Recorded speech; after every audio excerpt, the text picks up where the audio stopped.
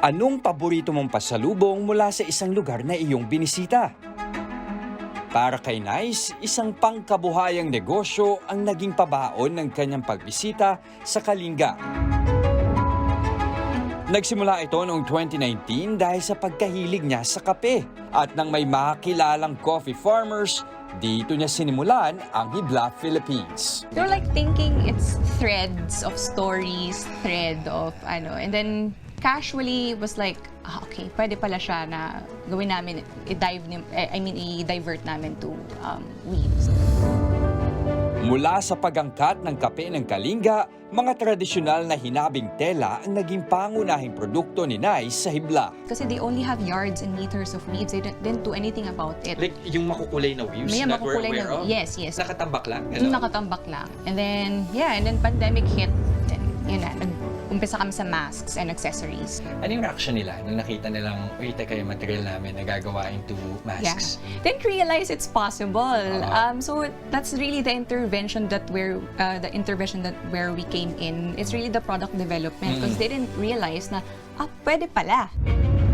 Sa paghupa ng pandemya, ginamit ni Nice at ng kanyang co-founder na si Lira ang puho ng 5,000 pesos para i-level up ang mga hinabing tela.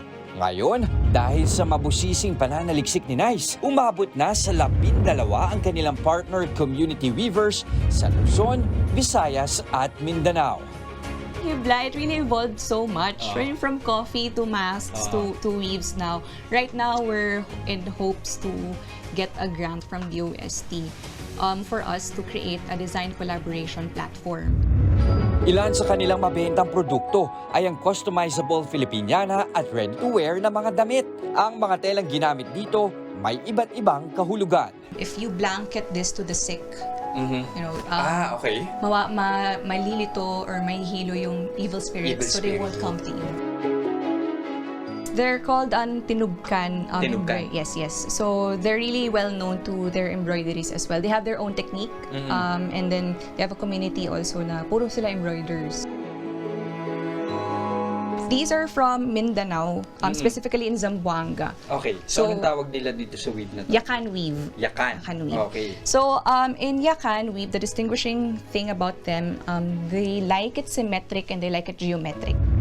At bilang parte ng kanilang advokasya, nangangasiwa sila ng workshops para mapalaganap ang kamalayan sa istorya at proseso ng paghahabi.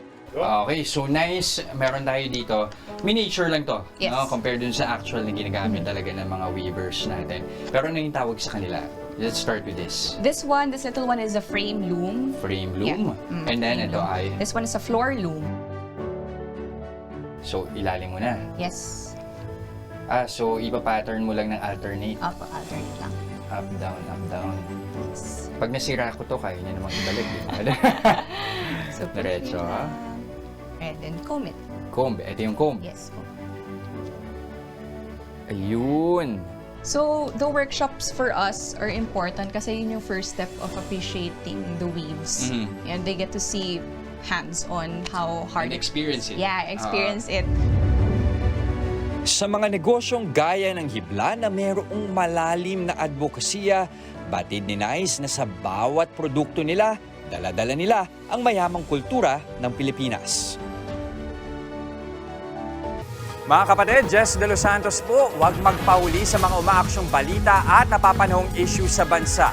Para sa mas malawak na balitaan, mag-subscribe at mag-follow sa social media pages ng News 5.